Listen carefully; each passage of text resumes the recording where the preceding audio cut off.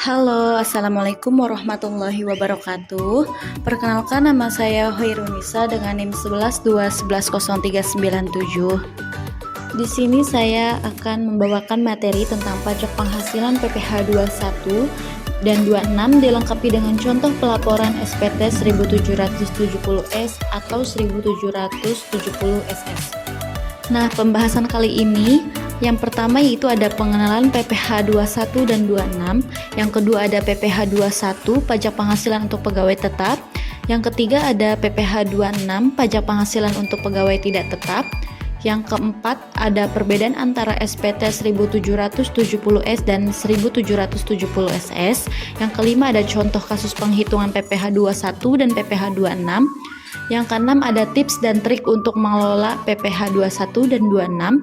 Yang ketujuh ada fakt tentang PPh 21 dan 26.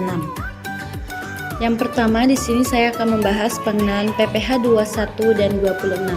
Nah, pajak penghasilan PPh itu adalah pajak yang dikenakan pada penghasilan individu atau badan usaha. Pajak PPh 21 sendiri yaitu pajak yang dipotong oleh pemberi kerja dari penghasilan karyawan atau penerima penghasilan tetap seperti gaji bulanan. Sedangkan pajak PPh 26 yaitu pajak yang harus dibayar oleh individu atas penghasilan yang diperolehnya sendiri seperti honorarium, royalti atau penghasilan dari usaha kecil. PPh 21 dikenakan pada pajak penghasilan untuk pegawai tetap.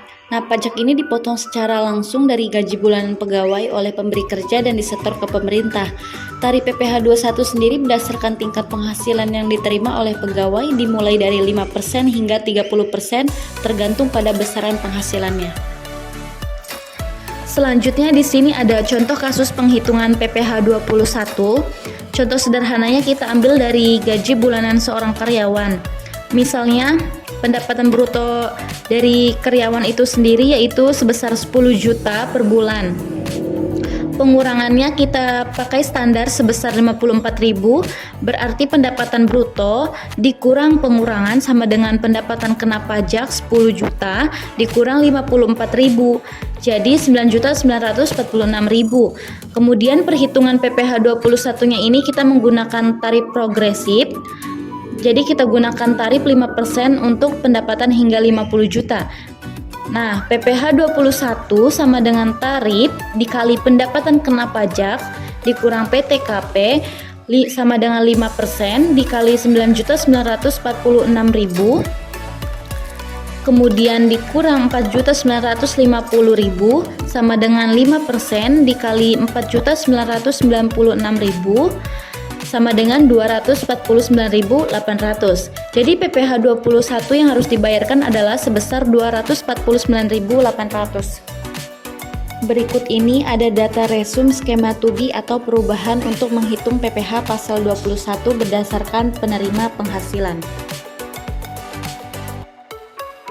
Kemudian di sini ada simak tabel lapisan tarif pasal 17 ayat 1 huruf A Undang-Undang Pajak Penghasilan dan perubahannya dari UU PPh nomor 36 tahun 2008 dengan UU HPP nomor 7 tahun 2021 sebagai berikut.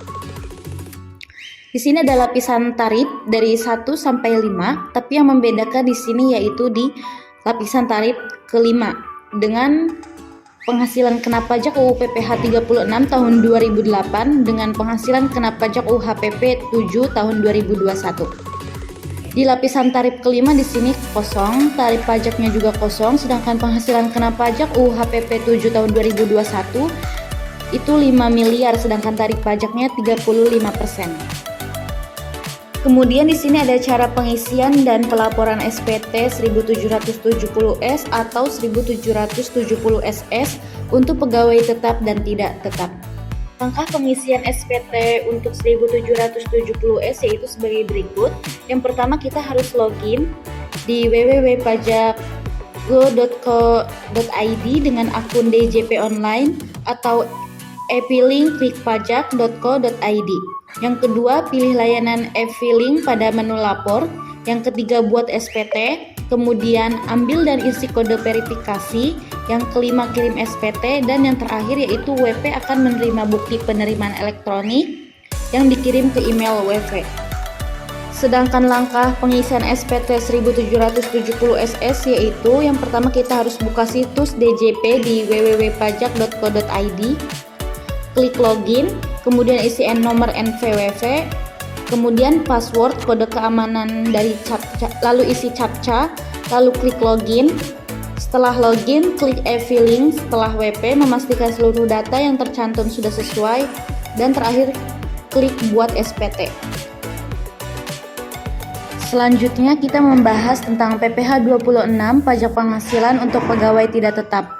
Mengapa PPh 26 dikenakan pada pegawai tidak tetap atau kontraktor? PPh 26 dikenakan pada pegawai tidak tetap atau kontraktor karena biasanya mereka tidak memiliki status sebagai karyawan tetap perusahaan, sehingga pajak penghasilan mereka dipotong secara langsung oleh pemberi kerja. Berikut ini adalah contoh kasus penghitungan PPh 26.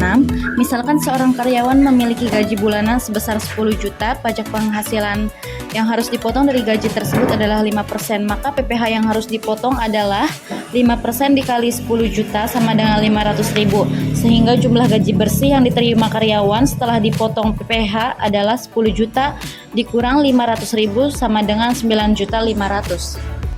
Selanjutnya ada perbedaan antara SPT 1770S dan SPT 1770SS. Untuk SPT 1770S digunakan untuk pelaporan pajak orang pribadi, sedangkan SPT 1770SS digunakan khusus untuk pelaporan pajak orang pribadi yang memiliki penghasilan khusus seperti penghasilan dari penyewaan properti, royalti, atau bunga deposito. Kapan masing-masing formulir SPT digunakan dan bagaimana cara mengisi masing-masing formulir? SPT 1770 melaporkan seluruh penghasilan orang pribadi dalam 1 tahun pajak, sedangkan SPT 1770SS khusus untuk.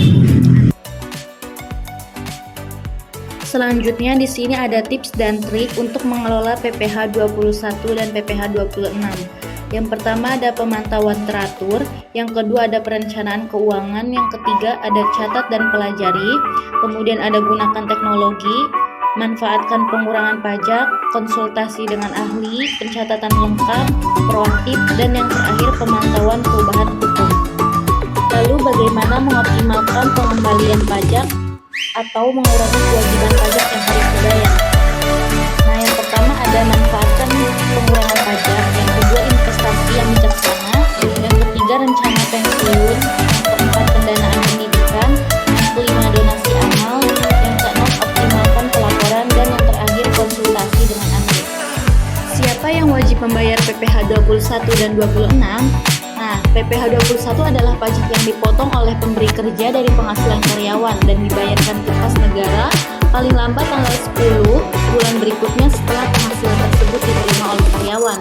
Sedangkan PPh 26 adalah pajak final yang harus dibayarkan langsung oleh penerima penghasilan, misalnya pekerja lepas atau usaha mandiri, paling lambat tanggal 15 bulan berikutnya setelah penghasilan tersebut diterima.